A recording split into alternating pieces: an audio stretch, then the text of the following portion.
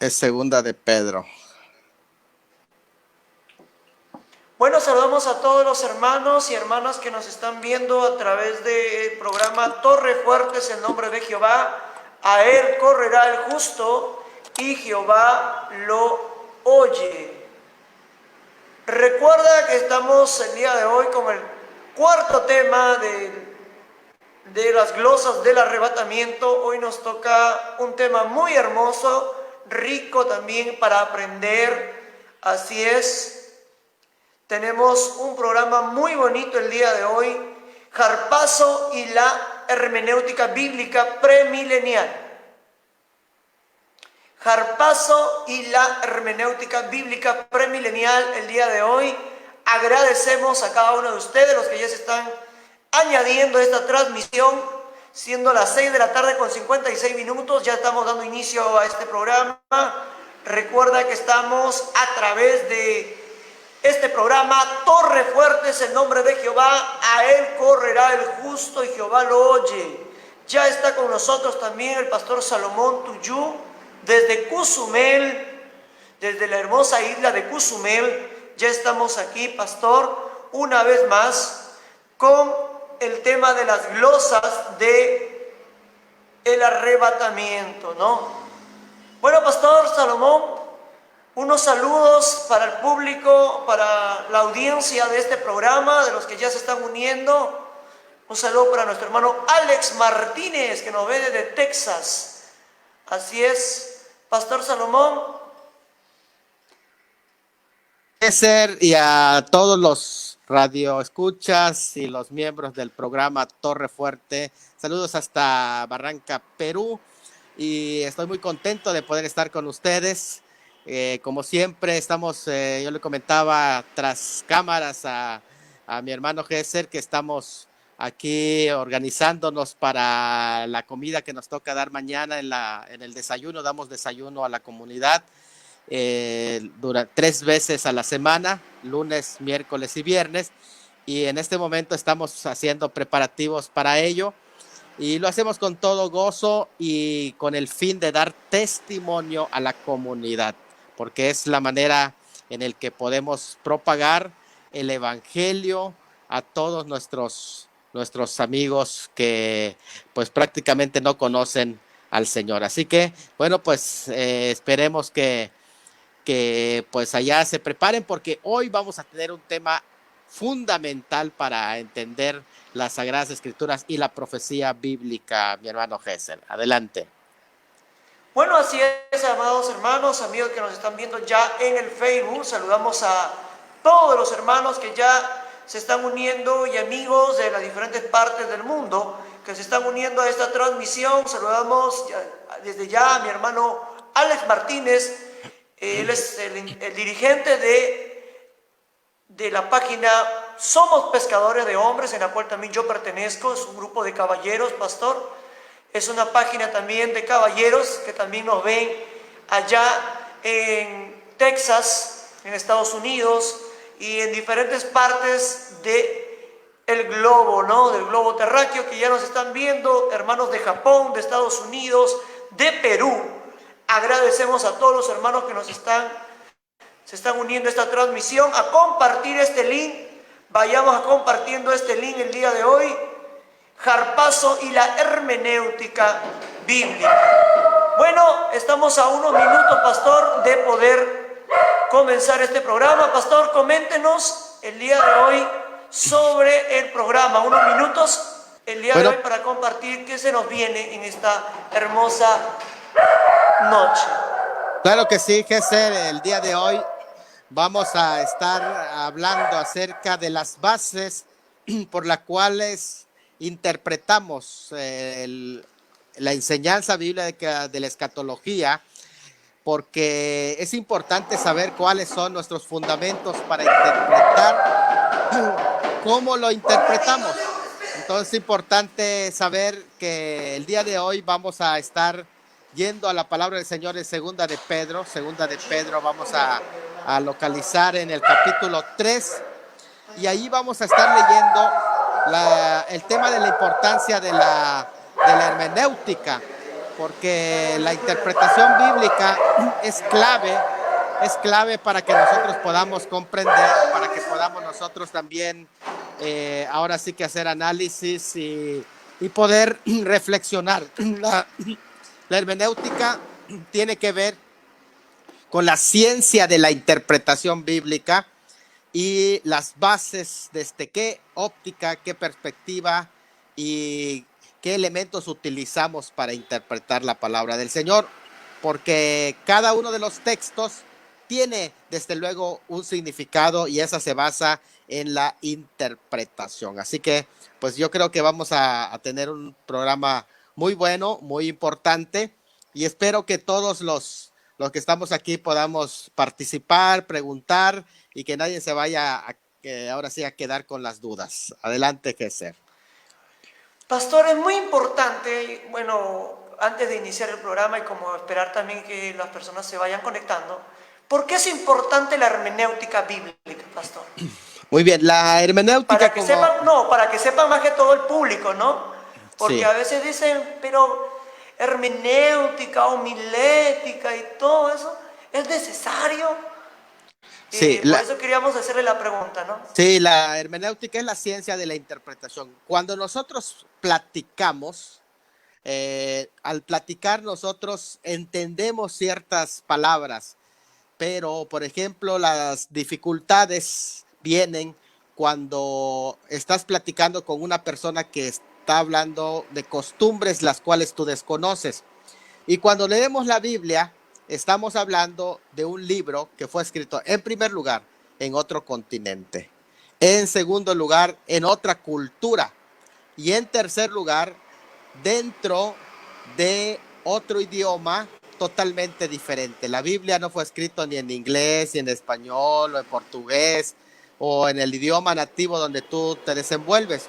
Fue escrito el Antiguo Testamento en hebreo y en arameo, con sus costumbres diferentes, al igual que el Nuevo Testamento en la mayoría de los libros escritos en griego. Pero no solo tenemos un distanciamiento de idioma, también tenemos un distanciamiento de cultura. Y entonces hay expresiones que necesariamente se tienen que interpretar culturalmente. Incluso algunas personas, por ejemplo, tienen que entender que las traducciones no tienen que ser literales las traducciones, sino que tienen muchas veces que darle el sentido de la interpretación. ¿Por qué? Porque cuando nosotros interpretamos a veces literalmente las frases, no le estamos dando el sentido de lo que se está queriendo transmitir, sino que en muchas ocasiones las frases son usadas por medio de analogías. Y eso es algo muy, muy importante entender, que la hermenéutica es una de las cosas que son requeridas para que nosotros podamos dar entendimiento. Pero no solamente eso, sino que se tiene que estudiar aún la gramática de un texto, la gramática, la construcción gramatical, porque cada palabra tiene una función dentro del texto y ver cuál es la función que tiene dentro de ese texto. Por eso es que hablamos de la interpretación que le conocemos como gramático histórico. Esa es la interpretación que es el método correcto.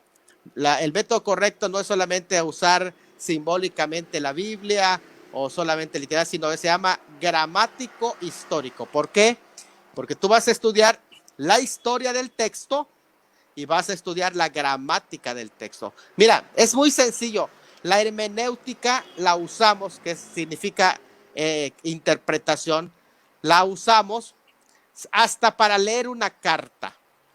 Si tú lees una carta y conoces el contexto de quién te está hablando, vas a entender muchas del mensaje que te está diciendo esa carta. Pero si tú lees la carta y no conoces el contexto desde el cual lo dicen, hay cosas que no vas a entender y te van a dejar con la idea, con la duda. Si la carta está dirigida a ti, ya sabes el contexto. Pero si otra persona, un amigo, lee esa carta, sí va a entender varias cosas del contenido de esa carta, pero hay otras que no va a entender porque fueron dirigidas para ti, que conoces el contexto de que la persona tiene precisamente al platicar contigo, ¿verdad? Entonces, esto es algo muy importante, muy interesante. Y bueno, pues creo que va a ser de grande bendición esta temática. Adelante, Gesser. Ya, entonces hemos escuchado que es muy importante, hermanos que nos están viendo, es muy importante la hermenéutica en el estudio de las Sagradas Escrituras. Es muy importante, pastor. Si no utilizamos la hermenéutica, ¿podemos cometer errores? Desde luego, los errores de interpretación, porque cuando tú lees e interpretas a la luz de tu cultura, a la luz de tu contexto, vas a cometer muchísimos errores. Vamos a suponer, si tú lees la Biblia donde dice, vamos, yo estaba leyendo o de una persona que decía que los grandes cambios climáticos, por ejemplo, hay un fenómeno que se llama el niño y otro fenómeno que se llamaba la niña, que tiene que ver con el calentamiento global y los deshielos, las grandes heladas que se está haciendo. Entonces agarraba la Biblia y decía, estaba escrito en la palabra del Señor. Y es posible que sí esté, pero él citaba Mateo 24, donde dice, cuando aparezca el Cristo dirán, helo aquí y helo allá. Y él decía, helo aquí y helo allá. Esas son las grandes heladas que están haciendo. Fíjate, helo aquí y helo allá. Con esa expresión helo, pero él pensaba que se refería a las heladas. Pero la palabra helo allá es helo aquí. Estaban diciendo que cuando aparezca el falso Cristo van a decir, helo aquí, aquí está el Cristo.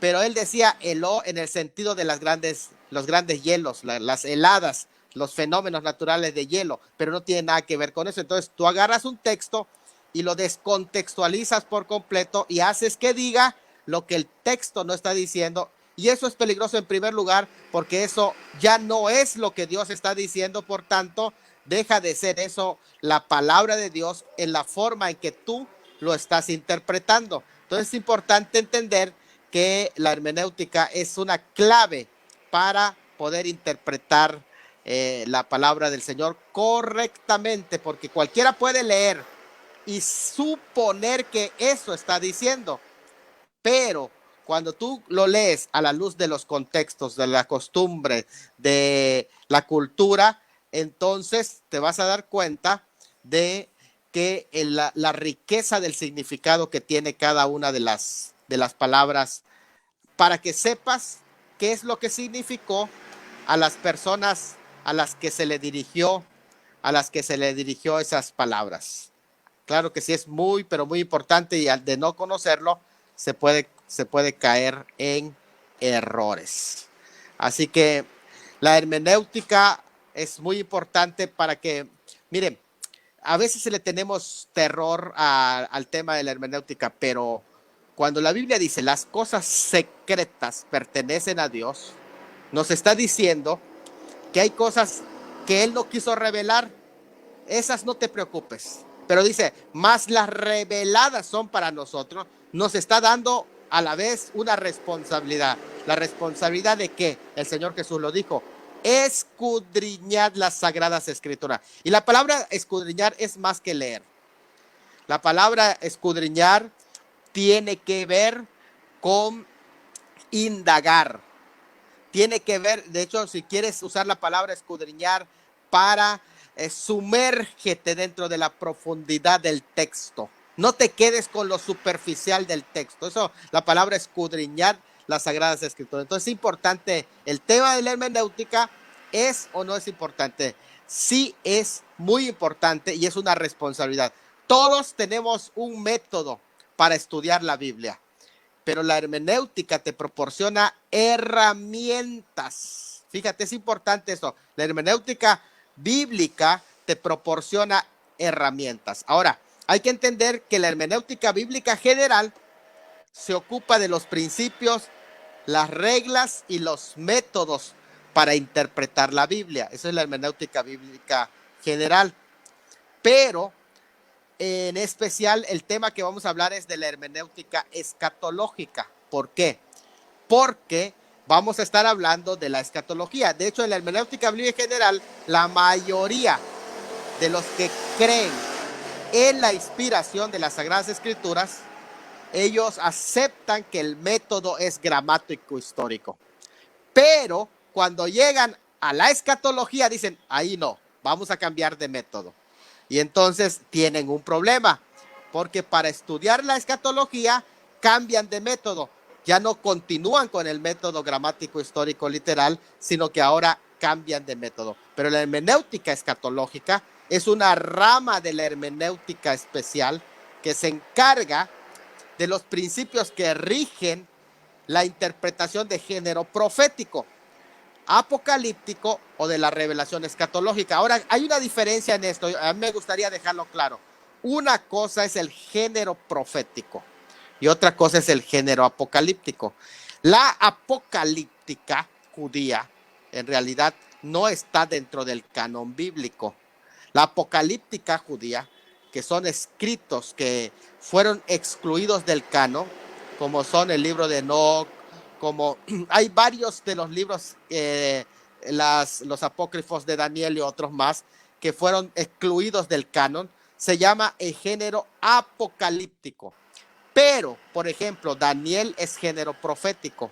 De igual manera lo es el libro de Apocalipsis. Por eso es claro en la escritura, y aquí algunos se confunden, por eso yo lo aclaro, porque de pronto he escuchado gente que ha salido a pronunciar en redes sociales que Apocalipsis es género apocalíptico. No se confundan la palabra Apocalipsis con el género apocalíptico, no lo confundan. El género apocalíptico fue parte de la literatura judía que no entró dentro del canon. Eso es importante entenderlo, y hay razones por las que no entraron dentro del canon, y una de ellas, que puedo decir una lista de razones, que en este momento no es mi tema, pero en realidad el género apocalíptico no concordaba. El personaje del que hablaba era un personaje que distaba del que supuestamente es el escritor. Por ejemplo, se le pone a un escritor antediluviano o a un escritor de tiempos anteriores, como por ejemplo el libro de Enoc. No se le pone al nombre del autor, sino que se le pone el nombre de un personaje antediluviano, por ejemplo, ¿no? Entonces, por eso se le llama literatura apocalíptica. Se refiere a una persona que no escribe un contemporáneo de ellos, sino que lo refieren a que lo escribió un antepasado. Ese dentro de ellos. Pero la literatura apocalíptica es más mítica y tiene la influencia de griega. Pero el libro de Apocalipsis, por ejemplo, no, porque lo escribió Juan, un contemporáneo. Y es importante entender que había un mensaje claro y directo. Pero eso es por decir algo, ¿verdad? Entonces es importante hacer la diferencia entre el género apocalíptico y el género profético. Eso es muy importante, hacer esa diferencia. De hecho, creo que este es un momento histórico importante en la vida de la iglesia y de todos los que somos testigos de lo que está aconteciendo en el mundo. Porque en Daniel capítulo 12, versículo 9, le dice el ángel, le respondió, anda Daniel, pues estas palabras están cerradas y selladas hasta el tiempo del fin.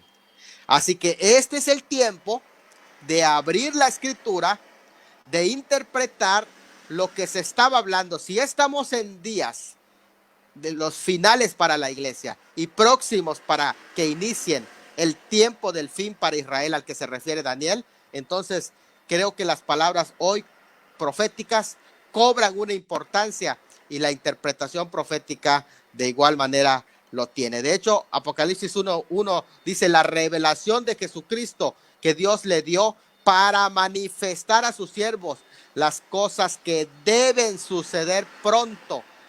Ese pronto quiere decir inminente. Lo que hemos hablado, ¿se acuerdan la palabra inminente? pronto. Y la declaró enviándolo por medio de su ángel a su siervo Juan.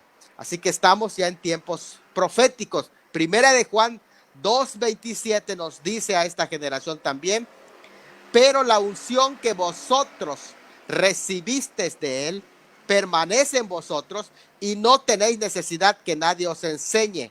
Así como la unción misma os enseña todas las cosas y es verdadera y no es mentira, según ella os ha enseñado, permanecer en él. ¿Qué nos está diciendo? Que tenemos toda la autoridad bíblica para interpretar, porque nunca la profecía es de interpretación privada. Es interesante eso, esa frase de que no es de interpretación privada, porque quiere decir que no es particular o que le pertenezca solo a un grupo, sino que la hermenéutica quiere decir que tú puedes interpretar la Biblia, pero tienes que seguir también los principios, porque no es de interpretación privada. No solamente tú tienes la verdad, cotéjala, compárala. Y la hermenéutica, escuchen esto, hace que tu interpretación pueda ser evaluada, pueda ser sopesada.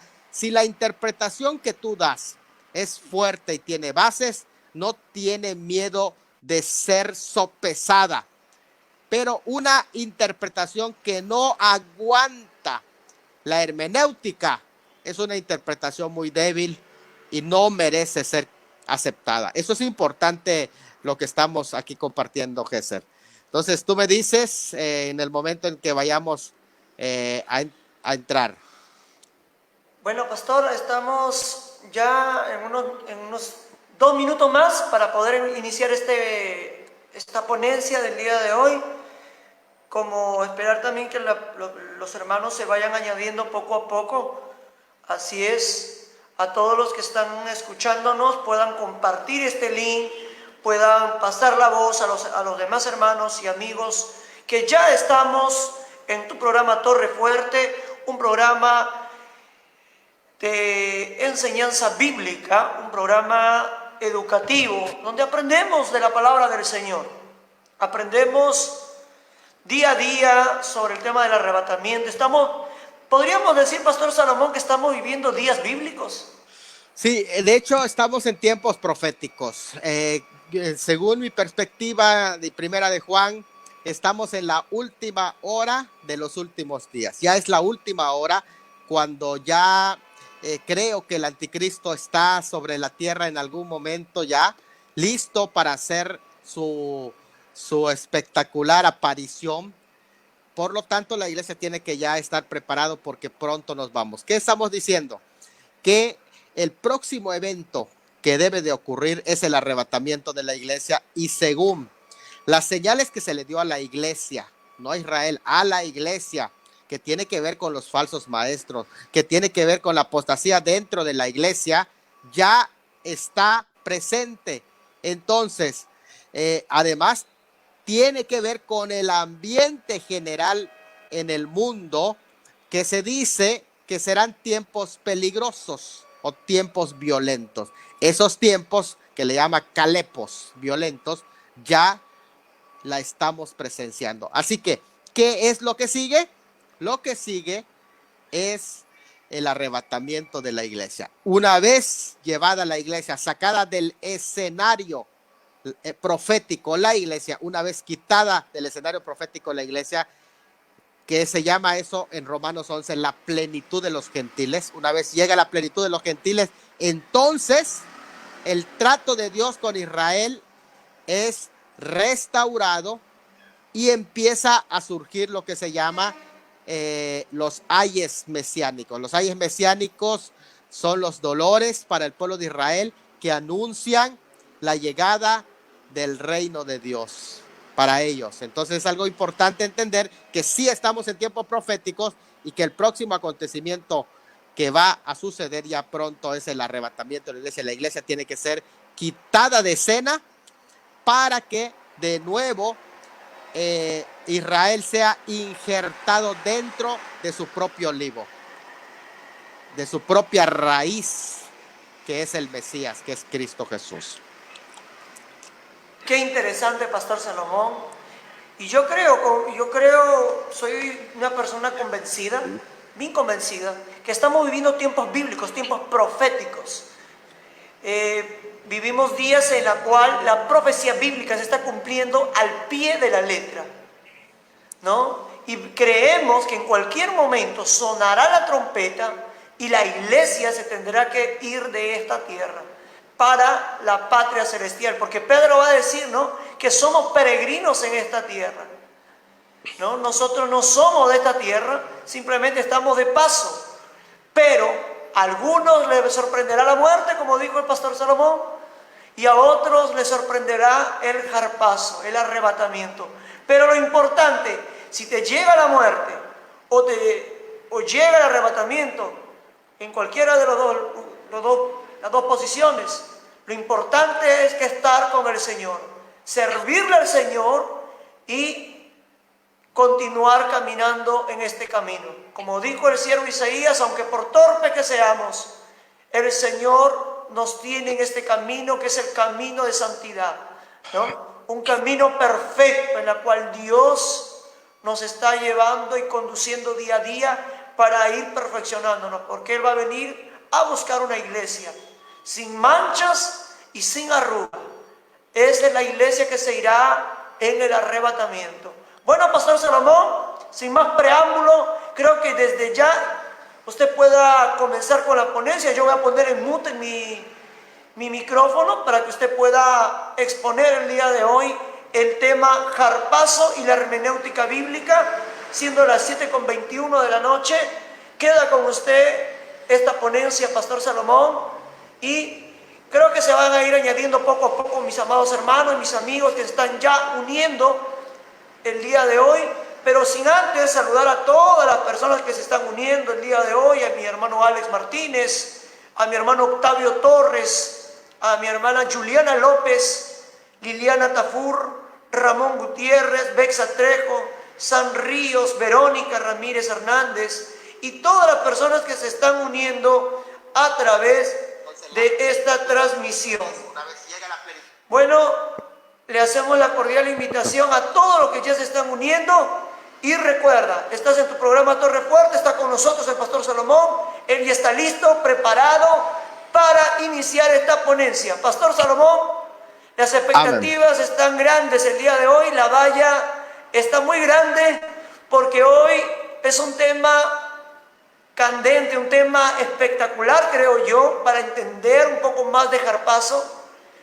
Hoy en día hay tanta herejía, tanta doctrina errada por causa de que no utilizan la hermenéutica bíblica. Y creo yo que debemos aprender un poco más de la palabra de Dios. Pastor Salomón, sin más preámbulo, dejamos a usted en la ponencia. Amén. Bueno, pues es importante el tema que vamos a ver. Gracias, Gesser. Y bueno, de nuevo, saludos a todos nuestros hermanos que ya están aquí listos. Quiero invitarles que rápidamente vayan conmigo a 2 de Pedro 3:14 hasta el versículo 16. 3:14 al 16 de 2 de Pedro, porque hoy vamos a hablar de la hermenéutica premilenial. Es importante este tema que vamos a estar hablando. Ya mencionamos las razones de la hermenéutica, porque la Biblia fue escrita en otro continente, en otro idioma y en otra cultura. Y todos estos temas nos da la razón por la que es importante que estudiemos la hermenéutica, pero en especial la hermenéutica escatológica. Segunda de Pedro 3:14 al 16 dice: por lo cual, oh amados, estando en espera de estas cosas. ¿Cuáles cosas? La que vimos en el segundo programa. Esas cosas son las que describe el apóstol Pedro, que mencionamos allá, los 5 conceptos escatológicos, estando en espera de esas cosas, es decir, de la escatología. Procurad con diligencia ser hallados por él sin mancha e irreprensibles en paz. Es muy importante lo que nos está diciendo, la actitud que debemos de tomar, no solo al estudiar la escatología, sino al prepararnos en nuestra vida diaria y cómo la escatología incide en motivarnos en una congregación donde no se estudia la escatología, no se procura hacer diligentes para mantenerse sin mancha e irreprensibles, porque no estás esperando el momento de la aparición de tu Señor. Y tened entendido, fíjese, aquí es importante la palabra entendido, tener entendido que la paciencia de nuestro Señor es para salvación. Y él dice, como también nuestro amado hermano Pablo, fíjate que me llama la atención lo que Pedro está escribiendo, porque Pedro lo escribe más o menos en el año 67, está escribiendo Pedro 66, su segunda carta, pero acuérdense que ya hacía un tiempo, por ejemplo, unos 15 años que Pablo lo había reprendido según Gálatas capítulo 2, ya lo había reprendido. Y qué humildad, qué grandeza de este personaje, el apóstol Pedro, con todo su carácter áspero y de un pescador y de un hombre rudo y muy rápido en reaccionar. Si quieres tú que alguien que no guarda las cosas y que tenga resentimiento, pero él no. Este hombre reconoce que Pablo, dice nuestro amado hermano Pablo, según la sabiduría que le ha sido dada, os ha escrito. Casi en todas sus epístolas, en sus epístolas ha hablado del tema. Fíjate, mencionamos en 1 Tesalonicenses que en cada capítulo de 1 Tesalonicenses habla de la parucía de Cristo. Es impresionante, eso lo mencionamos en uno de los programas. Y él dice que en cada uno de sus escritos habla de la escatología, hablando en ellas de estas cosas. ¿De cuáles cosas? Las de los versículos anteriores, que Pedro no detalla, pero que Pablo sí. Entre las cuales hay algunas difíciles de entender, las cuales, fíjate, cuando habla de difícil de entender, ahí llama la atención de la necesidad de la hermenéutica. Si es algo difícil de entender, entonces requieres de un método que te proporcione los elementos para entender exactamente la palabra del Señor. Gracias, Charlito. Muy bien. O sea, tomó un poquito de té. Entonces, en casi todas sus epístolas, hablando de ellas, de estas cosas, de las cuales hay algunas difíciles de entender, las cuales los indoctos, y aquí indoctos está hablando de las personas que no están adoctrinados. Eso es lo que está diciendo los indoctos. Y los inconstantes, aquí el término inconstante tiene que ver con personas que leen superficialmente el texto, que no se detienen a estudiar el texto. Por eso se dice inconstantes, es decir, que dan una lectura de pasada. Y yo, por ejemplo, he corregido a los hermanos cuando dicen, mira, que acá en segunda de Pedro dice que la venida del Señor es como ladrón en la noche. No, pero ya dice, el día del Señor viene como ladrón en la noche. Aprendamos a distinguir. Cuando no leemos, no nos detenemos a leer, confundimos las cosas. O en segunda de Tesalonicenses, cuando algunos dicen, mira que acá el rapto no puede acontecer si primero no viene la apostasía. No. Aquí no, eso es lo que está diciendo. Está diciendo que el día del Señor no vendrá el día del Señor sin que antes venga la apostasía. No está refiriéndose al rapto. Eso es importante que lo entendamos.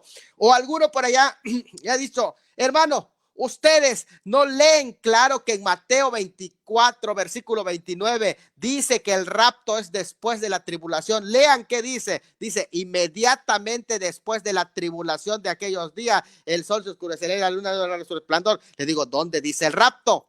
No dice. Entonces, leemos superficialmente. Se le llama a estas personas como lectores inconstantes, porque no se detienen en el texto para leer qué dice. Allí, en primer lugar, en Mateo 24, 29, no habla del rapto. Y en segundo lugar, ni siquiera está hablando en ese versículo de la epifanía. ¿Por qué? Porque antes de la epifanía, inmediatamente después de la gran tribulación, vienen las señales cósmicas. Después de las señales cósmicas, entonces sí sucede la epifanía. Lo que está diciendo el versículo 29 es que inmediatamente después de la gran tribulación no viene la segunda venida, sino que suceden las señales cósmicas, porque dice inmediatamente después de la tribulación de aquellos días, el sol se oscurecerá y la luna no dará su resplandor. Es las señales cósmicas, no es la epifanía. Entonces hay que detenerse a leer para que sepamos que está hablando el texto. Por eso allá dice que los inconstantes de esas cosas que habló el apóstol Pablo, lo tuercen, y ahí dice que algunas difíciles. Ahora, no es difícil porque Pablo o porque el Señor Jesús o los discípulos a otros hablaran en palabras que son complicadas. No. Es difícil porque los temas que se tratan, si no estamos acostumbrados a estudiar la Biblia, si no conoces la escatología, ¿cómo es que te paras a hablar delante de una cámara y a enseñar escatología y decir que el rapto es después de la tribulación si no conoces la escatología? Ese es algo un poquito bochornoso y, como dice, da pena ajena, porque muchas veces no hay un conocimiento a profundidad. Cosas difíciles de entender, los cuales los indoctos e inconstantes tuercen, como también las otras escrituras que tuercen para su propia perdición. Esa es la lectura del día de hoy y entramos a algo. La escatología, que la palabra eschatos en masculino, quiere decir el último. También cuando se habla de la última cosa se utiliza la palabra escatón. De hecho, en Apocalipsis 1:8, cuando él dice que él es el primero y el último, dice, yo soy el primero y el eschatos. Fíjate, ahí se utiliza la palabra eschatos, el último. Así que cuando hablamos de escatología, estamos hablando de la doctrina de las últimas cosas de la humanidad, del cosmos, incluso de la vida ultratumba, cuando hablamos de la vida después de la muerte, como los juicios, el infierno, la vida, el estado intermedio, la resurrección, etcétera. Bueno, en la teología, que es interesante, es la palabra teología, porque algunos le tienen miedo también. Pero la palabra teología simplemente quiere decir el estudio de Dios. Y todos, en alguna manera, cuando tocamos el tema de Dios, estás hablando de teología. Eso es muy interesante, como alguna persona en una ocasión estaba en una clase de matemáticas y le dijo, profesor, esta es la tercera vez que le digo que a mí no me sirve las matemáticas. Y le dijo el profesor, a ver, tú al usar el número 3, tercero, ya estás hablando de matemáticas, porque ya estás usando el número 3. Fíjate, es interesante. Cuando tú mencionas el nombre de Dios o das un discurso sobre Dios, ¿sabes tú que cuando un ateo dice Dios no existe, él está haciendo también teología? Todo el que hable de Dios, bueno o malo, algunas tienen una buena teología porque es bíblica, otros tienen una pésima teología porque no está basado en ideas, en suposiciones, pero no en texto bíblico. Entonces, la teología es todo lo que habla de Dios. Tú, al momento de pararte a hablar acerca de Dios, ya estás haciendo teología, porque algunos dicen, no me hables de teología ni nada de esto. No, mira, te voy a decir algo. El momento que tú estás hablando del tema de Dios, ya estás haciendo teología. Solo que algunos hablan de teología sin siquiera saber que están hablando de teología. Y esto es lo más triste, ¿verdad? Bueno, también hay otra materia que se llama teleología, que es de telos, propósito, que todo tiene un propósito y que lleva a un final. Dios tiene un propósito para todo el mundo y en todo lo que realiza tiene un propósito. En este texto que leímos, cuando dice que en el versículo, que es el versículo 14, por lo cual, amados, estamos en espera de estas cosas. Dijimos de las cosas que mencionó anteriormente. La palabra espera, ya lo hemos mencionado en otra ocasión, cuando habla de esperar, de la inminencia. Viene de la palabra prosdokao, que quiere decir velar. Estamos en espera, estamos velando, está diciendo el versículo 14, en la expectativa, estamos vigilando.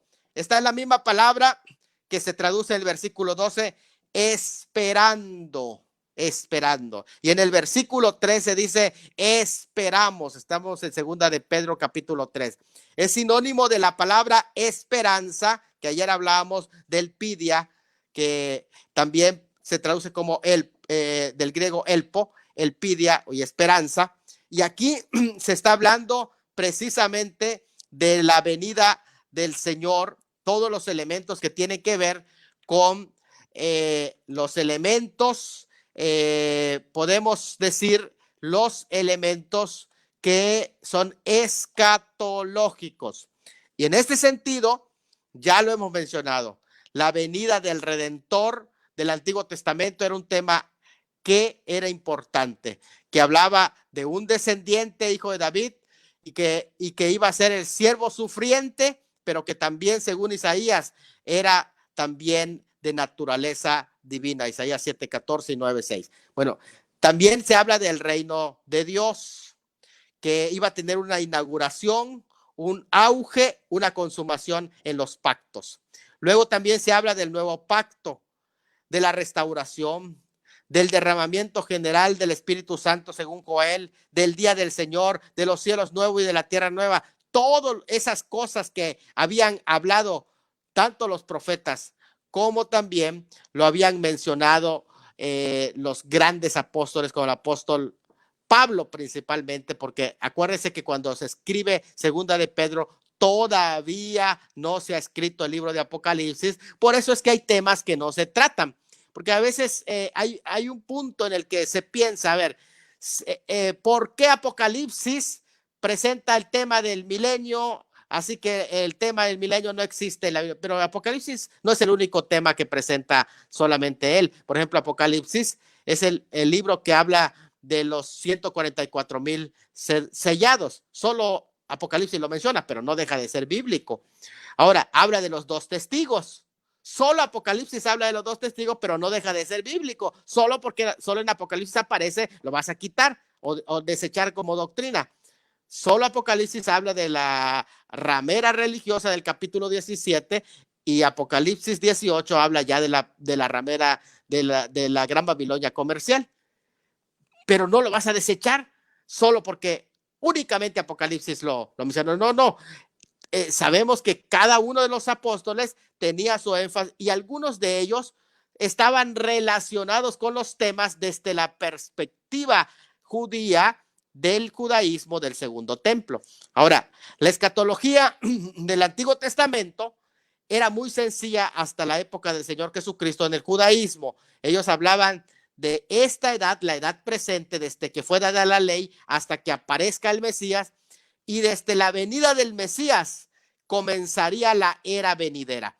Aquí es la razón por la que hay una diferencia entre la escatología cristiana y la escatología judía. ¿Por qué? Porque para la escatología judía, como no ha venido el Mesías, ellos todavía consideran que el tiempo en que se está es en esta era y la era venidera es cuando venga el Mesías. Para nosotros ya estamos viviendo un adelanto de la era venidera, por lo tanto, ya la escatología para nosotros se inauguró porque ya tenemos al Mesías.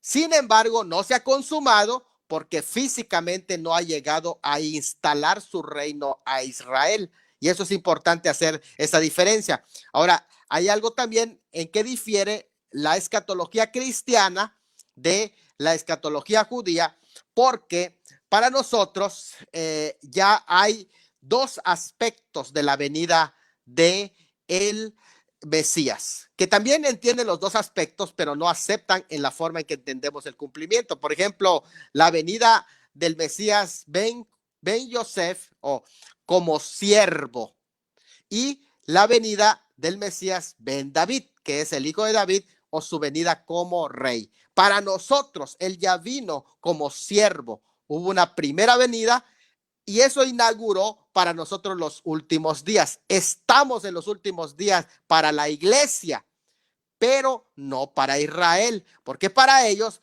todavía no están en los últimos días, porque no ha llegado el Mesías. Entonces es importante entender esta diferencia y que la segunda venida, cuando aparezca como rey, entonces ya va a cumplir sus promesas para el pueblo de Israel. Esa es en general la diferencia entre la perspectiva judía y la perspectiva cristiana. En el Nuevo Testamento se encuentra la revelación dual de la venida del Señor Jesucristo. Es decir, que antes de la llegada del Mesías, que es esta edad antes de la llegada del Mesías, viene el Mesías, la escatología se inaugura y empieza lo que se llama el ya, las cosas que ya se cumplieron. Se desarrolla el presente siglo, los últimos días en la iglesia, pero todavía falta la segunda venida cuando viene como rey, donde se van a cumplir lo que todavía no se ha cumplido en la escatología futura, lo cual cuando él venga se inaugura el siglo venidero o la era venidera. Así es como ahora se entiende en toda la concepción de el concepto bíblico. Esto es importante entender todo este concepto de la escatología. Y esto nos va a llevar también a entender, ¿verdad? Lo que aquí el apóstol Pedro nos estaba diciendo, porque ya una vez que entendemos todo este proceso de la escatología, que hay un proceso en la escatología, en especial hay una evolución. Esto se llama la revelación progresiva. Es importante entenderlo. ¿Qué quiere decir la revelación progresiva? La revelación progresiva no es tan complicado. La revelación progresiva quiere decir que Dios ha ido enseñándole a la humanidad poco a poco, paulatinamente. Es como cuando entra tu hijo al kinder y le empiezan a enseñar los colores. Después, ya cuando pase la primaria, le empiezan a enseñar a leer, a escribir, a sacar algunas cuentas. Luego en secundaria ya empieza a hacer operaciones, pero ya cuando llega en la preparatoria ya empiezan a mostrarle cómo está distribuido las matemáticas con álgebra, y así en cada escalón se le va aumentando. No quiere decir que lo que le enseñaron de primero era mentira, no. Le está diciendo que fueron preparatorios porque poco a poco le iban enseñando. Lo mismo es en la Biblia. La Biblia hay una revelación progresiva, que quiere decir paso a paso Dios fue enseñándole a la humanidad. Por ejemplo, cuando hablamos de la escatología en la época de Moisés, comienza algo tan sencillo en la época de Moisés, nada más para decirle un ejemplo, ¿verdad? Pero la escatología en la época de Moisés era muy sencilla. Tú vas a estudiar, por ejemplo, que en la época de Moisés la escatología estaba pues prácticamente basado en un concepto sencillo en él, que Deuteronomio 4:30, por ejemplo, dice, donde aparece por primera vez el término postreros días, tenía tres conceptos. Le dijeron, tú vas a estar lejos si bajo juicio si desobedeces, pero si te arrepientes va a haber una restauración. Así que son tres cosas. Mientras tú estés en desobediencia, vas a estar en exilio. Cuando te arrepientas, viene después un proceso de restauración. Tres cosas: exilio, arrepentimiento y restauración. Ese es todo el concepto de escatología de la época del Pentateuco con Moisés. Después de escatología, antes del exilio, se empezó a hablar en el tiempo en el que Israel ya estaba en su tierra, pero se había revelado, se le empezó a hablar que va a haber un reino, un templo y hay un pueblo gentil. En ese sentido, el reinado prácticamente se les estaba prometiendo, pero que el templo iba a jugar un papel importante que iba a demostrar si estaban en rebeldía o no, y que iba a levantarse un pueblo gentil que cuando ellos desobedecieran, ellos iban a salir avante siempre, tanto en dos aspectos, en lo político como en lo espiritual. Y en lo político habrá un pueblo gentil que los iba a oprimir, y en lo espiritual un pueblo gentil que también estaría prácticamente para darles celos, que luego lo explicaría el apóstol en el capítulo 11 de Romanos, ¿verdad? Pero esto va introduciendo poco a poco los conceptos. Cuando vienen los profetas del exilio, ya introdujeron un concepto diferente. Se introdujo el concepto del día de Jehová y de los postreros días. Ya empezaron a hablar de los postreros días. Vean cómo va evolucionando este concepto, es algo muy interesante. Pero ya cuando vienen los profetas de posexílicos, que empiezan a hablar de la restauración que iba a seguir, que cuando venga el Mesías, ellos iban a ser restaurados. ¿Qué quería decir la venida del Mesías? La venida del Mesías significaba se les acabó el exilio. Quiere decir, su Mesías vino a liberarles de ese exilio. Eso es interesante. Vean cómo va evolucionando. Ahora, ya en el Nuevo Testamento se van a introducir otros elementos. Ahora, el Señor Jesucristo, ya durante el periodo cuando Él viene, Él les empieza a hablar de tres cosas: del Evangelio, del reino y de los días postreros. Vean, noten bien, la escatología está evolucionando y entonces el evangelio, que significaba las buenas noticias que los profetas estaban anunciando, que se acabó el exilio, les traigo buenas noticias de lo que los profetas dijeron. El reino, que era la era del reino, que el Señor había venido para establecer el reino. Y los postreros días, que prácticamente estaban refiriendo a los días que iban a seguir a ese exilio. Es interesante, vean cómo presentan este tema. Pero después de la escatología de los evangelios, la escatología del Nuevo Testamento es una continuación de la escatología del Antiguo Testamento, y en su contexto encuentras la interpretación. Por eso es que dice Salmo 119, 160, la suma de tu palabra es la verdad. Y esto es algo muy interesante. Vimos en una de las clases pasadas, creo que hace 2 clases, cuando hablamos de Pedro, hablamos de la escatología de Pedro, mencionamos que el apóstol Pedro en ese capítulo 3 que leímos, les habló ya de una escatología un poquito más desarrollada que la de los evangelios, que es los postreros días.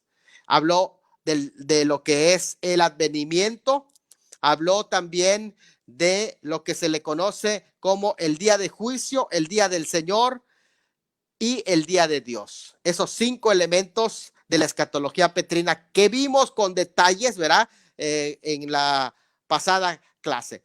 Asimismo, el concepto fue evolucionando porque vino la revelación progresiva del rapto, respecto a que el apóstol Pablo recibe también esa revelación, la del rapto. Él es el que la recibe y él es el que la enseña, él es el que la transmite y él es el que la detalla a grande profundidad. El apóstol Pablo, porque era el apóstol a los gentiles, así que era importante que él explicara esta gran verdad al pueblo gentil. Y esto va aunado ¿a qué? A planos muy prácticos. Los planos prácticos de la escatología está en el versículo 14, que dice, ¿cuáles son esos planos prácticos? Su segunda venida no es un tema que nosotros solo debemos sustentar. No es una verdad que debemos de sustentar como iglesia, sino que todo lo contrario, es una verdad que a nosotros nos sustenta. ¿Qué es lo que sustenta mi vida? Mantener la doctrina de la segunda venida como premilenial. ¿Por qué razón? Porque cuando entiendo que es una venida literal, que es una venida para establecer ese reino que anuncia que se acabó el exilio, entonces debo de ser hallado procurando con diligencia ser hallado preparado como una novia en 3 aspectos: sin mancha, irreprensibles y en paz. El versículo 14, segunda de Pedro, estoy en el 3:14 de segunda de Pedro: sin mancha, irreprensible y en paz.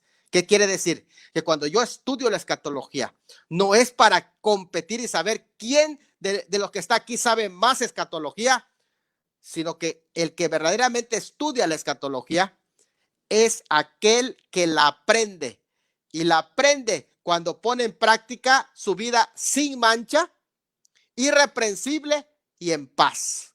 Esto significa que la escatología sustenta su vida.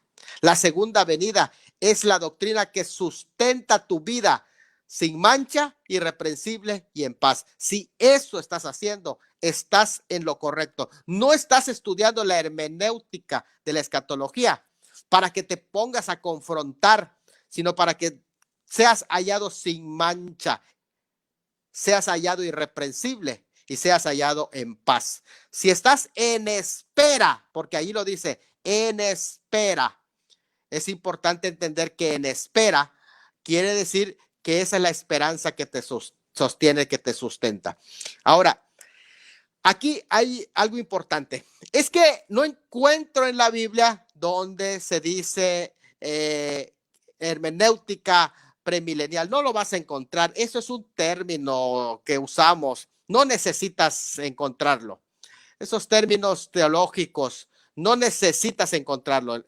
Simplemente es una designación. Si quieres, llámale de otra manera. Pero hay algo que debemos de saber. El desarrollo de la teología es un proceso normal en la historia. Es la razón por la que la estructuración de gran parte del análisis profundo y la discusión detallada de la escatología se dio en siglos pasados recientes. ¿Por qué razón?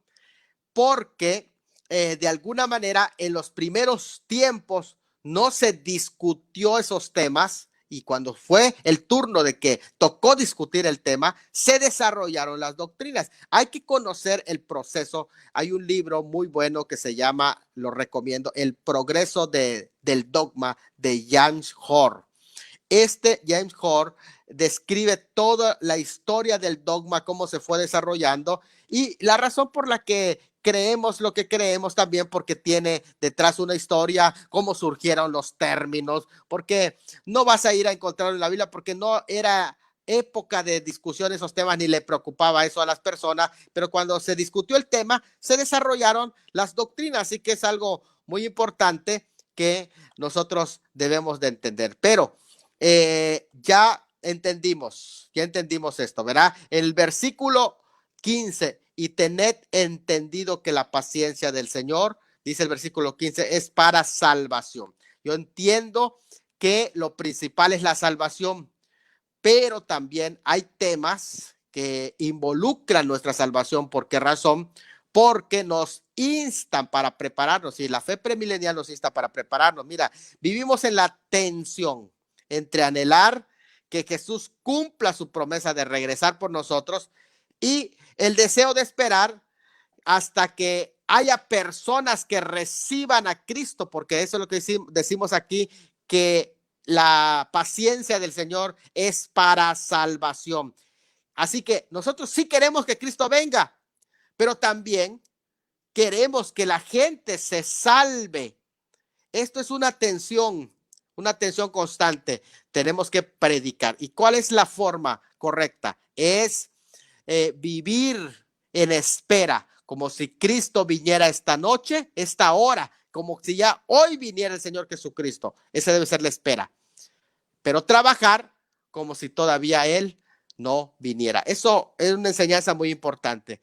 En el día del Señor, cuando se desarrolla el día del Señor, el Señor va a castigar a los pecadores, pero hoy usa sus propias normas de lo que podríamos llamar lentitud, porque Él es lento para la ira. Estamos en el tiempo de gracia, por eso es lento para la ira, porque su paciencia, que es prácticamente parte del carácter del Señor, que significa su salvación, porque dice que Él es paciente. Entendió que la paciencia del Señor es para salvación. Y aquí el apóstol Pedro inmediatamente, citando a Pablo en los versículos 15 y 16, dice, como también nuestro amado hermano Pablo, según la sabiduría que le ha sido dada, os ha escrito casi en todas sus epístolas. Y a mí me gustaría dar varias notas de estos dos versículos, varias notas. A ver, la primera nota que aquí aparece es la revelación progresiva por medio de Pablo, nuestro amado hermano Pablo. Ya hemos dicho, después de la conversión del apóstol Pablo, la doctrina del Nuevo Testamento se desarrolló. O sea, Pablo fue prácticamente el cerebro de la doctrina del Nuevo Testamento, por decirlo así, pero es el instrumento que Dios usó, es la mejor expresión, siendo un erudito que Dios había preparado dentro del judaísmo y lo usó para que se estructurara. Son 13 epístolas que él escribe prácticamente para enseñar, estructurar, podemos decir, lo principal, lo básico de la salvación con referencia a la nueva comunidad de fe que es la iglesia. Así que hay una revelación progresiva que se va dando, y esto también debe de darnos lecciones de por qué algunos libros no hablan del tema del rapto, ni tenían por qué hablarlo todos los libros, hablar del tema del rapto, no. Pero si el apóstol Pablo recibe una revelación progresiva de cómo se va estructurando la enseñanza del Nuevo Testamento. Segundo, la iluminación progresiva en los primeros cristianos. Una cosa es revelación progresiva, que es lo que está escrito que tenemos, y otra cosa es iluminación progresiva, que tiene que ver ya con la interpretación que los cristianos, lo que ellos entendían. Por eso dice, según la sabiduría que le ha sido dada. Esta iluminación progresiva es lo que ustedes van entendiendo. Es interesante esto, porque a medida que tú vas desarrollándote en tu vida cristiana, vas ampliando los conceptos de la Biblia, y eso se llama iluminación progresiva. Por eso dice, según la sabiduría que le ha sido entregada. Luego también vemos la inspiración en los escritos de Pablo, y de otros apóstoles, porque dice, os ha escrito casi en todas sus epístolas, como también las otras escrituras.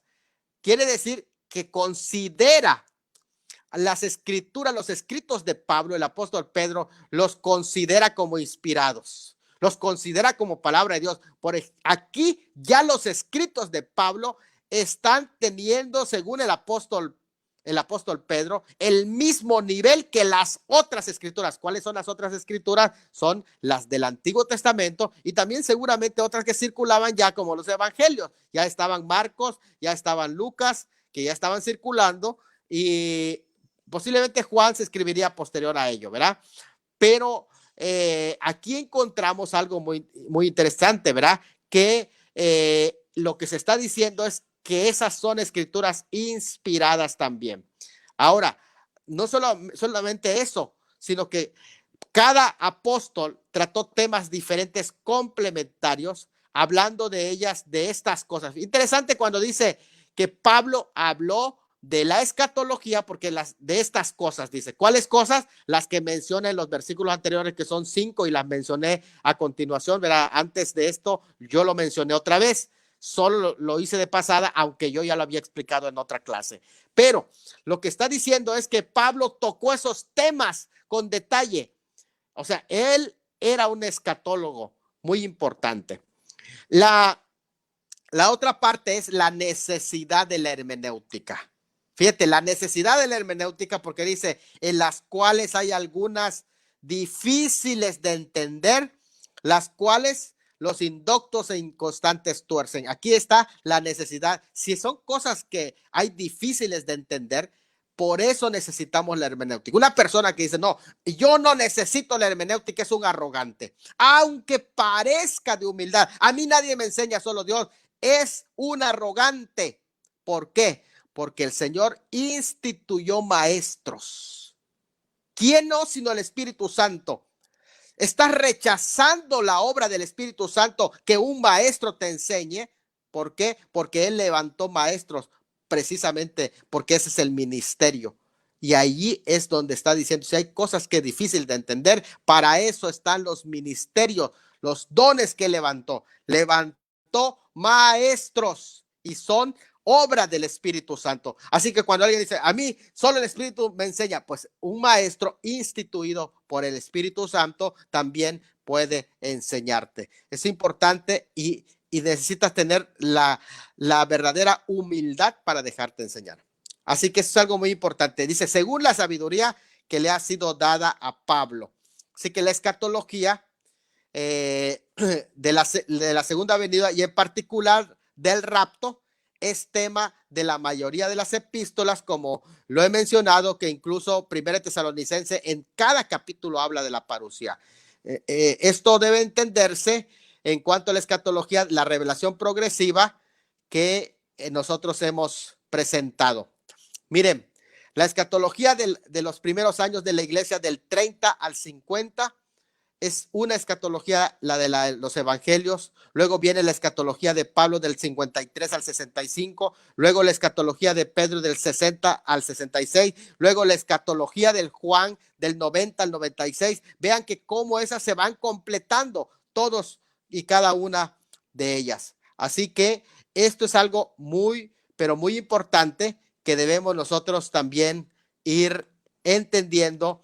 Y cuando hablamos de la escatología premilenial, estamos diciendo que hay una importancia de entender cómo fue surgiendo esta escatología, y que, mis hermanos, aquí que es algo muy importante también de recalcar, cuando mencionamos la progresión en la historia de la discusión de los temas doctrinales, porque algunos dicen, a ver, es que esa palabra no está, es que la palabra rapto tampoco está en la Biblia, es que dispensacional no está tampoco, es que, entonces nosotros tenemos que entender, algunos dicen, a ver, no se enseñó durante 1800 años en la iglesia. Bueno, no se discutió, pero como no era tema de discusión, pues tampoco se sistematizó. Pero llegó el momento en que lo discutieron y se sistematizó la enseñanza. Entonces tenemos que aprender a usar la teología histórica en su lugar correcto. Es un error afirmar que si algo es enseñado en el primer siglo o es más antiguo, es lo correcto. No, no necesariamente, porque hay doctrinas herejías que fueron enseñados en el primer siglo y que no son lo correcto. También es un error afirmar que algo que no fue enseñado sino hasta el siglo XVIII, XIX es incorrecto, porque no es en qué momento se enseñó, sino es la evaluación que va a decir si es correcto o incorrecto.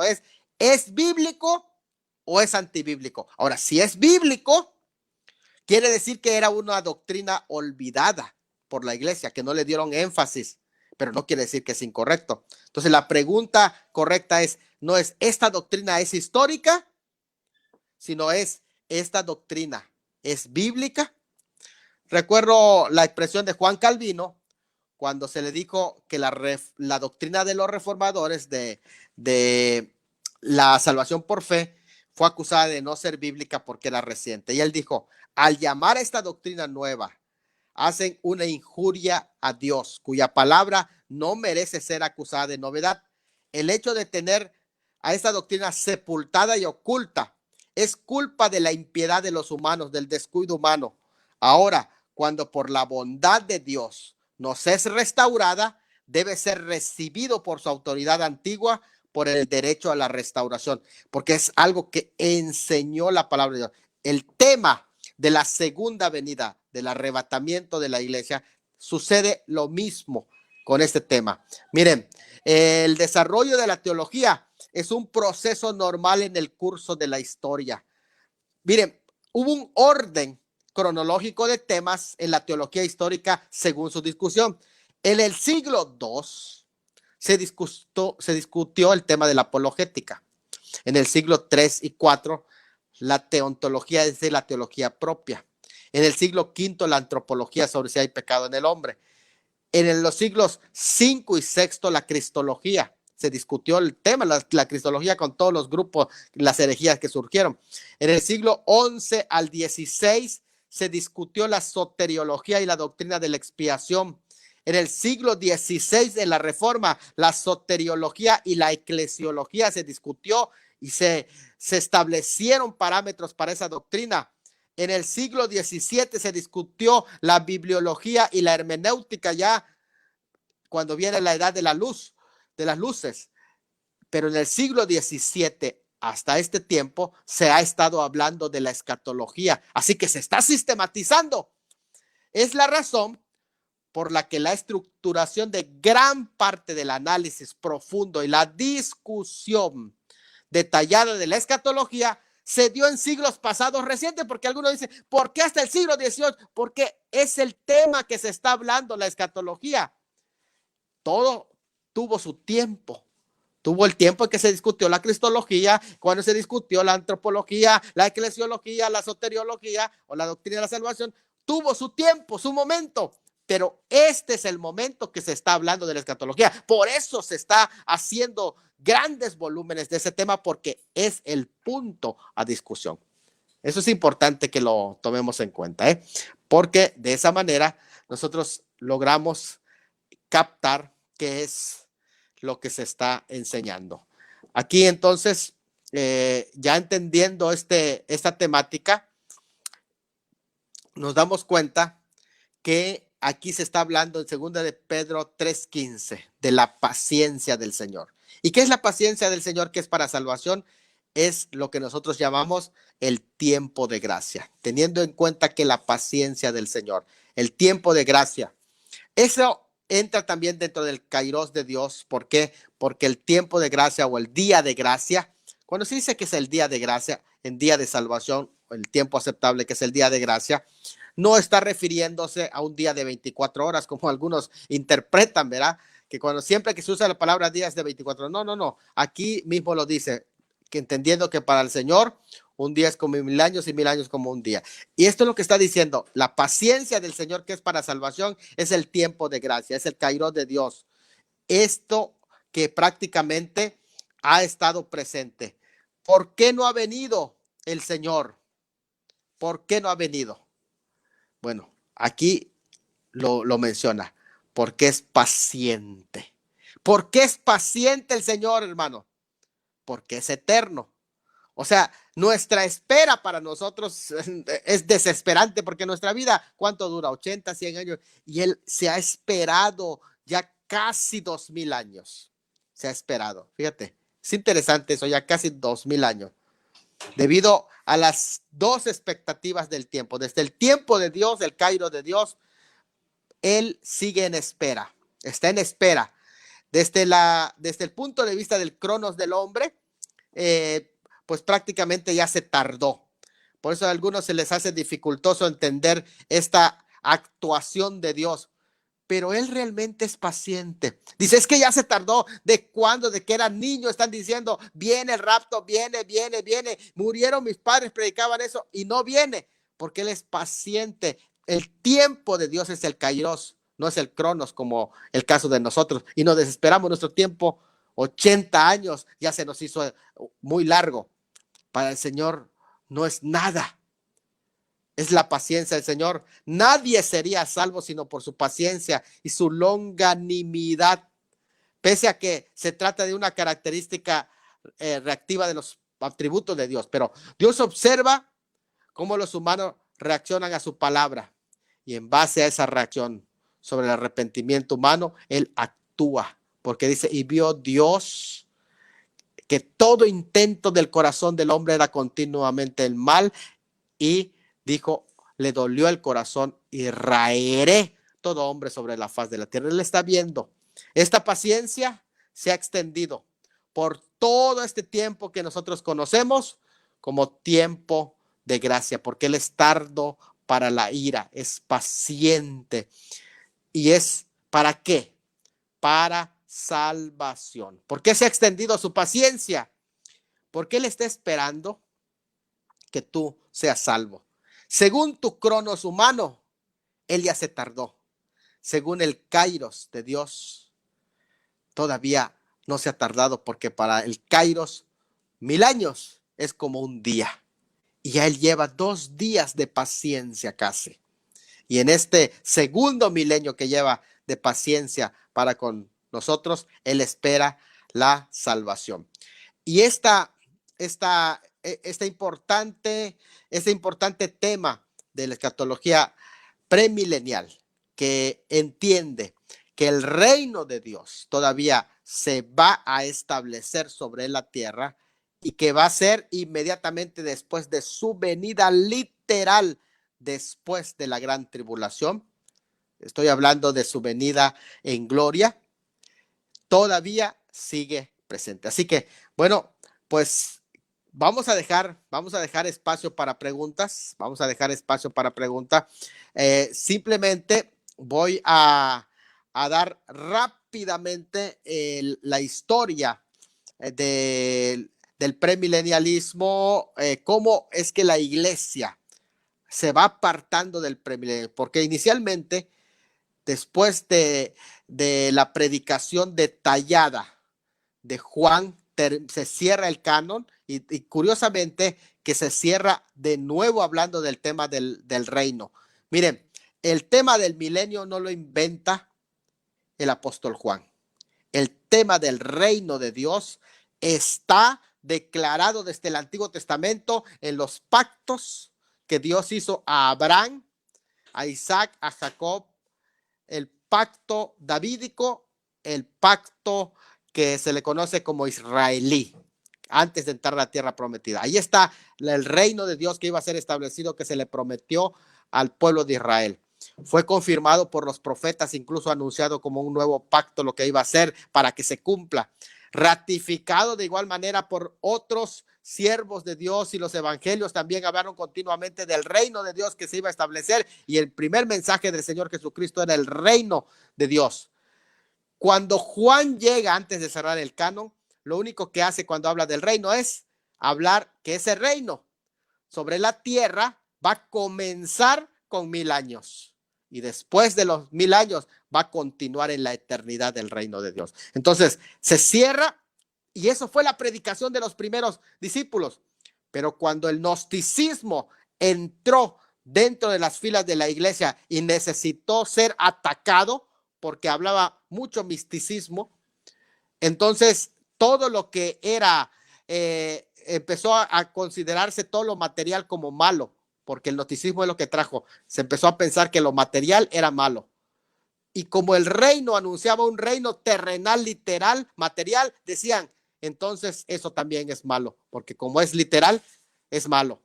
Pero no, lo espiritual no está chocado con lo material. No, algunos escucho y que dicen, esos materialistas, milenialistas, pero no, Dios no está peleado con lo material. Hablar de esa manera es hablar gnósticamente, como el gnosticismo.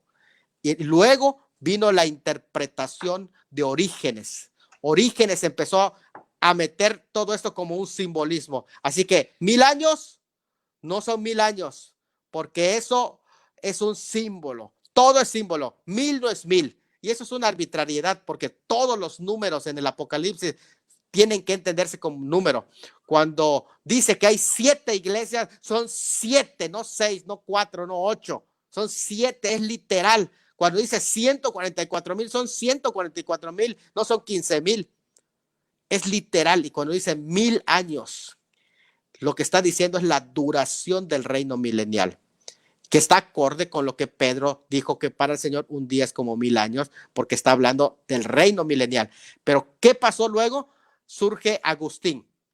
Y Agustín de Hipona, él establece lo que se llama la doctrina amilenialista, que cree hasta hoy la Iglesia Católica, y la Iglesia Reformada se lo llevó, porque no reformó la escatología, solo reformó la cuestión de la salvación, pero no reformó la escatología, y es la doctrina de Agustín de Hipona. Por esa razón se olvidaron del original premilenialismo. Adelante, Gesser, y damos lugar a las preguntas.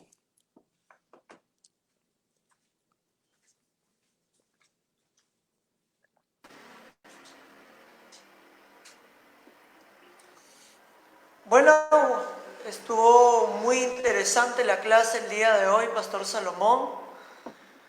Muy importante saber que sin la hermenéutica no se puede estudiar, ya que la hermenéutica es una herramienta para todos los predicadores que verdaderamente, si son hombres de Dios y aman estudiar las Sagradas Escrituras, es necesario utilizar la hermenéutica bíblica. Ya que, Pastor Salomón, tengo unas preguntas aquí del público que nos dice, ¿por qué las personas dicen, se preguntan, ¿por qué hay demasiado problema con el libro de Apocalipsis, con el tema de la hermenéutica, ¿no? ¿Por qué no se puede interpretar correctamente? ¿Será porque no hay una persona quien lo guíe?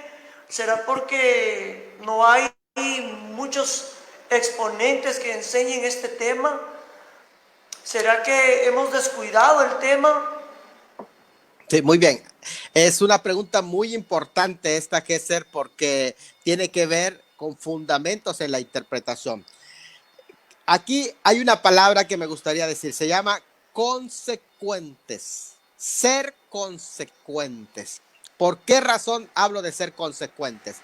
Si los teólogos, los maestros, los estudiosos en Biblia utilizan la hermenéutica llamada gramática histórica, que quiere decir, toman en cuenta la gramática y la historia y la interpretación literal de las escrituras, cuando interpretan los evangelios, cuando interpretan el Antiguo Testamento, cuando interpretan todos los pasajes.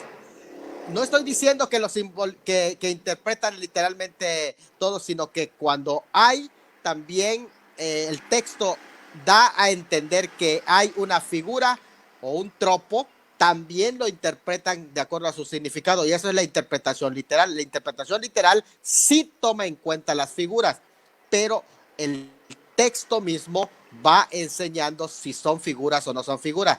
¿Qué es lo que pasa? Que interpretan literalmente toda la escritura. De hecho, los teólogos protestantes, vamos a hablar de los protestantes, no hablemos de las otras líneas de interpretación, de los protestantes y evangélicos, interpretan todos los libros literalmente con la gramática histórica. Pero cuando llegan a Apocalipsis, cambian de método. Ahora dicen, Apocalipsis es todo simbólico.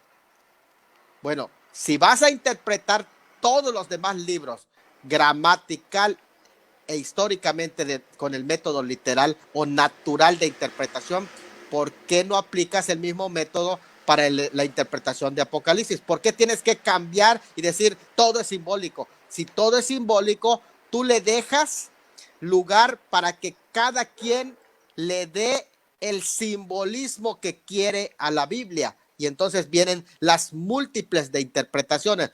Pero cuando tú vas y aplicas el método literal o gramático histórico, interpretando también las figuras que contiene, el texto te va a dar el parámetro, ya no tienes problema. Por ejemplo, estás leyendo el libro de Apocalipsis y ves que es una revelación literal, pero el texto te dice, apareció en el cielo una gran señal. Ya te está diciendo que eso no es literal, sino que eso es una gran señal, un gran signo, y esa señal tiene que interpretarse simbólicamente. Pero mientras el texto no te diga que es simbólico y dice no selles, detén los vientos para que no caigan hasta que sean sellados en sus frentes los siervos de nuestro Dios, tienes que entenderlo literal, porque es realmente lo que el texto te está diciendo. Está diciendo que no es un símbolo, y esto es algo muy importante. Cuando tú lo interpretas a la luz de estas revelaciones, lo que es una revelación, lo que el texto te va dando para que interpretes, entonces se llama gramático histórico. No tienes que ponerle simbología. Por ejemplo, fíjate, cuando Lucas capítulo 21, yo escuchaba predicador, incluso me tocó escuchar cuando era yo un niño al mismísimo Jimmy Swaggart respecto al texto de Lucas 21, cuando decía por el bramido del mar y de las olas.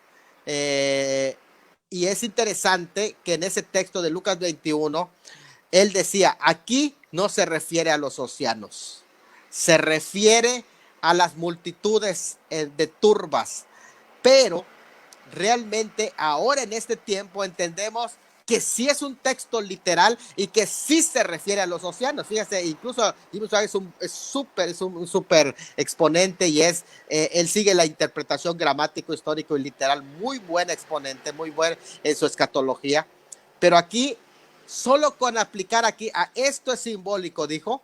Te estoy hablando aquí de hace unos 30 años que lo escuché en ese, pero ¿qué pasó después del 2006 cuando la palabra tsunami surgió? Este texto se volvió literal y nos comprueba que no tenemos que simbolizar los textos. Leamos la escritura literalmente tal cual y eso te va a llevar a la interpretación premilenial de que Cristo sí viene y que cuando venga va a establecer su reino sobre esta tierra. Esto es algo muy importante de entenderlo, Gesser. Adelante. Eso quiere decir, Pastor Salomón, que no todo lo que está en Apocalipsis, ¿no? Todo lo que esté en el libro de Apocalipsis, el último libro de la Biblia, no todo es simbólico, ¿no? Sino también es literal, como tal, Es ¿no? correcto. Como el personaje del anticristo, ¿no? El anticristo es un personaje que va a salir, ¿no? Una vez que la iglesia salga de esta tierra, ¿no? Es correcto. ¿Cómo es que se llega a las conclusiones de lo literal? Se llega a las conclusiones de lo literal a través de la gramática y la historia. Son dos cosas, gramático, histórico, te va a llevar a lo literal. ¿Por qué razón?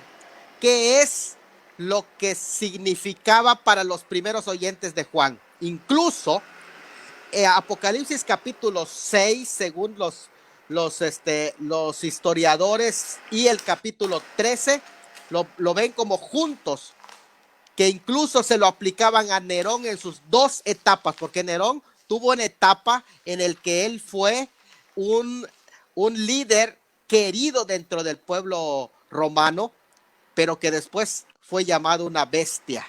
Fíjate, primero como un gran líder, como un príncipe, como un que aparece montado en el caballo blanco, aparentemente un gran pacificador, un gran político, pero después se convirtió en una bestia. Y por eso el capítulo 13 también para algunos inicialmente hay una referencia, escuchen bien, no vayan a pensar y a decir, el pastor dijo que el anticristo allá que ya se cumplió, no, estoy diciendo que hay una referencia que sirve como símbolo o como ejemplo para lo que va a suceder en el futuro.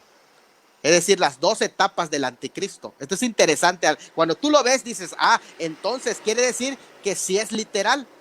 Las simbologías, desde luego, se interpretan porque el mismo texto te va dando el espacio de que son simbologías, pero hay un anticristo que incluso allá es mencionado como un ser, es mencionado como una persona, porque se dice que él será herido de muerte. ¿Sí? El griego cuando dice que será herido de muerte, dice él, hay un él será herido de muerte, quiere decir que es una persona. Miren, para que tengan una idea, por ejemplo, tú lees Apocalipsis 17 y lees Apocalipsis 18, son dos conceptos de Babilonia que aparecen allá. Si tú lees el capítulo 18 y ves Babilonia, es una Babilonia como ciudad, es una Babilonia literal. En tanto la del 17 tú ves las características y te das cuenta que es una Babilonia religiosa.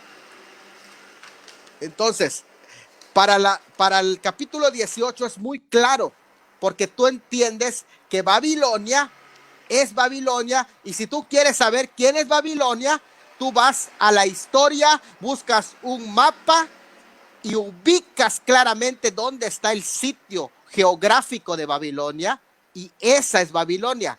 Muchas veces caemos en la interpretación simbólica, pero si tú vas a la historia misma te va a declarar quién es Babilonia.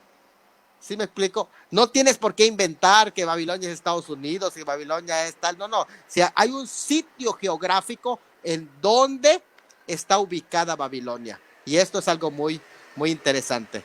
Son ejercicios que cuando tú interpretas Apocalipsis, hay que hacer la investigación a qué se está refiriendo a través de la gramática y la historia. Gesser, adelante. Por ese motivo, Pastor Salomón, hay problemas dentro de los apologistas católicos o protestantes sobre la interpretación, ¿no?, del capítulo 18 y 17 de Apocalipsis. Porque ellos dicen, tienen una posición diferente, ¿no?, diferente a lo que está escrito en la palabra de Dios. Y ellos tienen otro concepto diferente, ¿no? ¿Será porque no están interpretando bien las Sagradas Escrituras o por la falta de hermenéutica bíblica? Sí, ¿no? eso es O como correcto. usted dijo, ¿no? Como dijo usted hace unos minutos atrás, se creen saber algunos grandes escatólogos pero ni siquiera se detienen, ¿no? Como digo yo, siempre cargo por acá mi lapicero, tener un lapicero y un cuaderno, ¿no? Y agarrar la Biblia y estudiar, no es leer solamente. Mucha gente solamente se dedica a leer, pero no a estudiar, y este es el problema de América Latina, pastor. Hay mucha herejía que está entrando a las iglesias por causa de que no somos como los hermanos de Berea. No, dice el libro de los Hechos que los hermanos de Berea, cuando el apóstol Pablo llegaba, ellos meditaban si lo que Pablo decía era verdad o era mentira o era engaño. Y eso creo que nos falta a nosotros como iglesia en este siglo XXI, en este año que nos tocó vivir, en el 2020.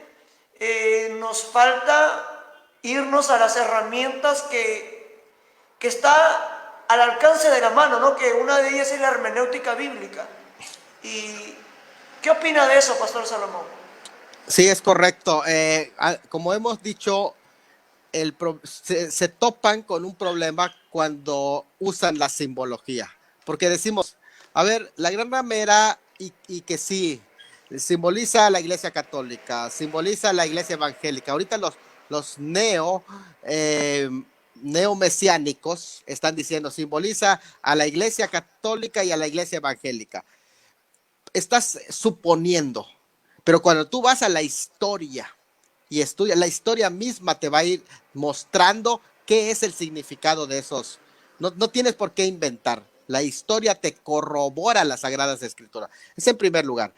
Entonces, la hermenéutica simbólica, la alegórica, se le conoce como el método alegórico de alegorizar toda la Escritura, esa te lleva en un peligro en la interpretación, porque entonces cada quien, alguien por allá dice, por ejemplo, dentro de la teología católica, la gran ramera es Jerusalén.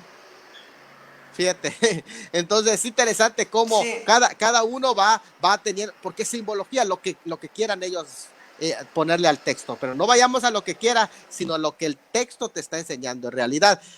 Por otro lado, también estas herramientas son importantes porque te proporcionan todos estos elementos para que vaya teniendo bases sólidas en tu interpretación, Gesser. Entonces es importante que se tome eso en cuenta y que nos, fíjate, por allá hay una especie de fobia al estudio de la palabra de Dios, porque dice, esto son opiniones de hombres. Al final sí, son opiniones de hombres, pero sobre temas bíblicos. Y al final, hasta la tuya es una opinión de hombre, porque de pronto dice, no, es que yo no me baso en opinión de hombre. En alguna opinión de hombre te estás basando. Pero qué bueno que se pueda poner en balanza esa opinión y si soporta el peso hermenéutico, entonces quiere decir que es una buena opinión, es una buena tesis. Es importante ese concepto. ¿Por qué razón? Porque al final hasta la tuya es opinión de hombres. Si vamos a eso, ¿quién dice que solamente a él Dios le habla? Y lo que tú interpretas es solamente el Espíritu Santo, estás en un peligro de caer en una secta. Porque dice que porque la profecía no es de interpretación privada. Cuando dice que no es de interpretación privada, tiene muchas aristas ese texto. Primero quiere decir que no está hablando la profecía sobre ti, sino sobre Cristo. En segundo lugar, está diciendo que tú no puedes interpretar aparte de la comunidad general del pueblo de Dios. ¿Por qué? Porque dentro de la comunidad también hay otros que tienen el Espíritu Santo. No solamente tú tienes el Espíritu Santo para interpretar. Y también significa que no hay una exclusividad. Es decir, como la Iglesia Católica, que si no es el magisterio oficial, tu interpretación está equivocada. Solo la del magisterio oficial está, no. Aquí dice que no es de interpretación privada, no es exclusiva, pero tampoco es de interpretación aislada. Ni es exclusiva, ni es aislada, sino que tiene que darse dentro de la comunidad. ¿Cuál es el temor de escuchar a alguien que te da una enseñanza y te propone algo y evalúalo. Si es bíblico, lo aceptas, y si no es bíblico, si no tiene peso bíblico, entonces lo rechazas. No pasa nada, no es ningún problema. Adelante, Gesser. Bueno, pastor, ¿cuál sería el consejo para seguir para los nuevos estudiantes de este tema, ¿no?, que están estudiando el tema de escatología bíblica? ¿Cuál es la recomendación? ¿Qué debemos hacer? ¿Cómo tratar de aprender un poco más sobre este tema? Muy bien. El primer consejo que yo les daría es no sean rápidos para oír las cosas que les gusta escuchar. Dice que los griegos les gustaba escuchar siempre algo nuevo, porque de pronto en profecía surge esto. Hay alguien que trae una interpretación que es interesante, que llama la atención, y rápido le das compartir. Vamos a compartirlo, lo haces viral. No, vamos a detener, no corras tanto. Vamos a pararnos, un stop. Ahorita con redes sociales la vida es muy rápido, hay mucha agilidad, pero poco tiempo para procesar la información. Hay mucha información, corre bastante información, y hay poco momento de detención para reflexionar sobre esa información. De pronto encuentras una información y lo estás compartiendo, pero no, hazte un stop. Hace un stop, porque dice que los griegos buscaban siempre algo nuevo. Y no, vamos a esperar, vamos a dar un stop para ver que si es algo verdad confirmado, si tiene peso bíblico para poder compartirlo. En segundo lugar, vamos a buscar realmente personas conocedoras, que vemos que tienen la palabra, enseñanza, que tienen trayectoria, no personas que desconoces. Generalmente en redes sociales vamos a tener un mundo de personas, está todo mundo allá en redes. ¿Por qué? Porque redes sociales soportan lo que sea, pero nosotros tenemos que tener ese discernimiento y ese cuidado. Dice, ten cuidado de ti mismo y de la doctrina. Ojo, tengan mucho cuidado. No solamente lo que escuchan a primera vista, sino mediten en el tema de escatología.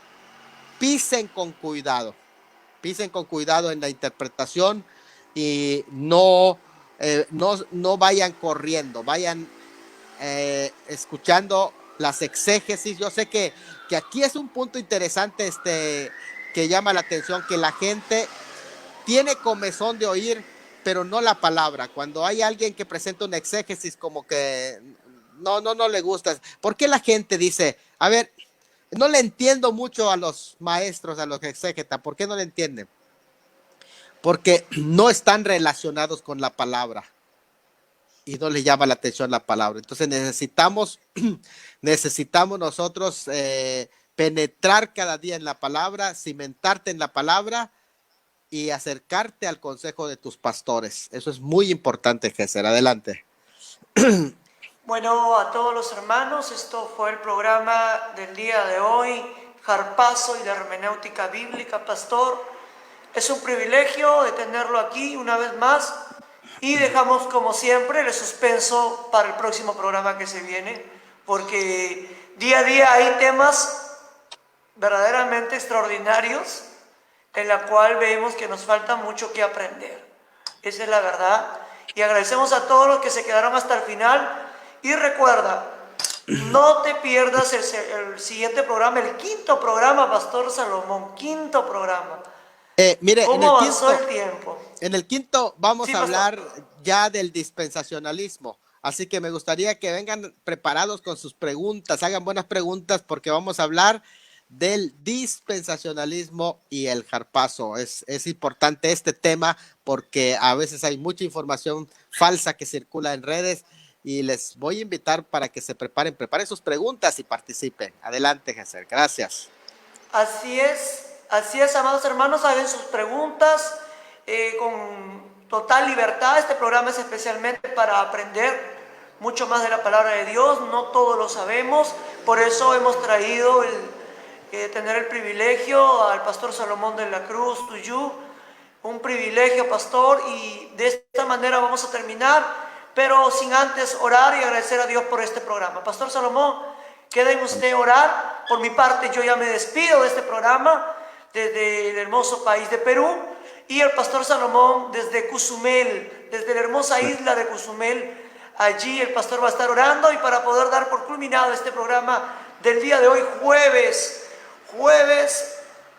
13 de agosto, siendo las 8:35 de la noche aquí en Perú, vamos a dar por culminado este programa. Pero Pastor Salomón, despídanos y sus palabras finales a través de este programa. Amén. Vamos a orar, mis hermanos. Gracias te damos, Señor, por esta oportunidad que nos das de poder estar aquí en esta transmisión y poder transmitir también nuestros legados que tú has dejado en nuestras vidas, aquello que nos has enseñado. Compartirlo con mis hermanos es un privilegio, es un honor.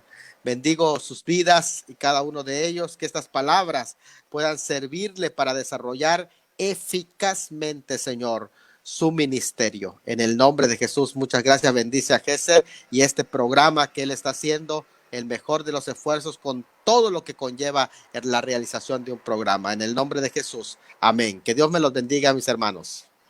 Igualmente, Dios me lo bendiga, pastor, y nos vemos hasta el 5.º programa. No te pierdas este programa, que está muy buenazo. Y como dijo el pastor, detente en este Facebook, medita, comprende, y este video es completamente gratis. Usted lo puede descargar, lo puede compartir con la familia, con los amigos, y no te olvides, el 5.º programa se viene con todo. Que Dios me lo bendiga y hasta el día de mañana.